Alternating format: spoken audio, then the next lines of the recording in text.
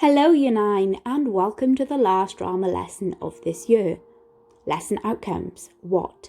Listen to peer performances. Why? Evaluate how the performers use vocal skills. So you will listen to 2 audio monologues, then write an evaluation. Your evaluation should be structured as so. Number 1, brief overview of the monologue. Number 2, 2 successful uses of voice to communicate meaning.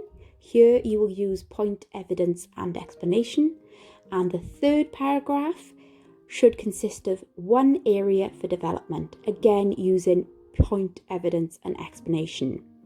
Here is an example then of how to structure your first paragraph. This monologue is about a student who is auditioning for a performance. The student is very nervous and voices her concerns for performing. The student even goes as far as to think of ways to get out of it. Finally, the student decides to go through with the audition before stumbling her lines.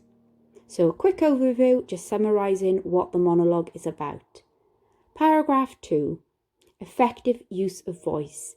Now remember, you are given 2 examples. Here on the screen, you will only see 1. In this performance, the actor successfully uses voice when delivering the line, "Oh, why did I even sign up for this class?" The actor is successful in showing that they are feeling nervous. When the actor says the word "oh," they take a deep breath in and they elongate the word "oh" to show that they are panicking. Furthermore, the performer delivers the rest of the line in a fast pace to communicate that they are flustered and therefore are in a rush to get their words out. So, when you are looking at this paragraph, you will need to refer directly to the text. I will include the copies of the monologues in the attachments. Paragraph 3 then, area for development. Here is an example of how to write this paragraph. If I was directing this piece, an area that I would suggest for development is when the performer says, "The lights will be beaming in my eyes and my hands will start shaking like crazy. My throat will get really dry and I'll stutter like there's no tomorrow. I'll fidget and play with my hair. I'm so nervous. What if I suck? What if I'm horrible? What if people start throwing things? Or worse, tell everybody about my performance and how much I sucked."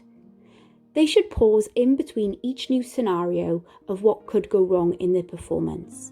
This will communicate to the audience that they are thinking through their ideas before they speak. So when writing this paragraph, you are suggesting ways to improve and showing where those improvements could take place. Here is performance number 1. When listening to this audio, you may wish to pause the video at any time. You may wish to look at the copies of the monologues and highlight and make notes of the different vocal skills you can pick up, as well as highlighting areas where improvements could be made. Oh, why did I even sign up for this class? I didn't know we'd have to practice auditioning. It's not fair. Everybody will be looking at me, judging me. If I do one thing wrong, everybody is going to notice and laugh at me. And I'm going to be so embarrassed. The lights will be beaming in my eyes and my hands will start shaking like crazy. My throat will get really dry and I'll stutter like there's no tomorrow. I'll fidget and play with my hair. I'm so nervous. What if I suck? What if I'm horrible? What if people start throwing things, or worse, tell everybody about my performance and how much I sucked? I'll be embarrassed everywhere I'll go. I'll have no escape. People are always going to remember me as the person who couldn't perform, the person who can't ever talk in front of a crowd. I don't want to do this. I hate performing. If I was confident, I could just stand on that stage and nail it, but I'm not. I'm terrified. In fact, I'm petrified. I would use any excuse in the book to not have to perform. You know what? Actually, maybe I can do this. I've practiced for hours, I know all my words. All I've got to do is go up there and perform it the way I know I can. The way I've rehearsed it dozens of times in the mirror. And if I do that, I'll be fine. In fact, I'd be better than fine.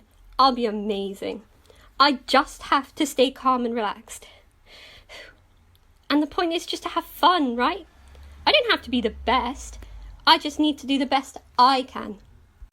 All right, I can do this. I'm ready.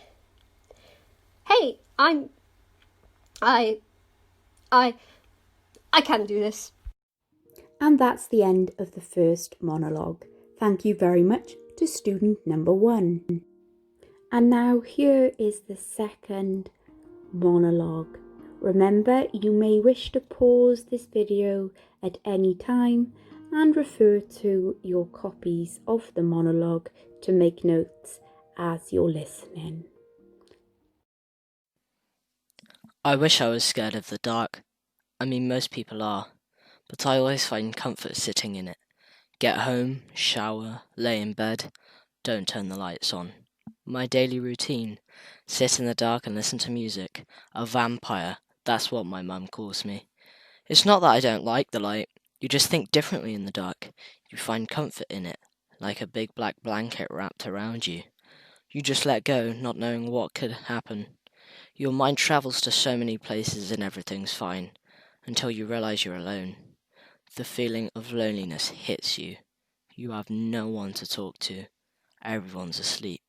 You've thought so much that the big black blanket is now suffocating you. So tell me, is the darkness safe or dangerous?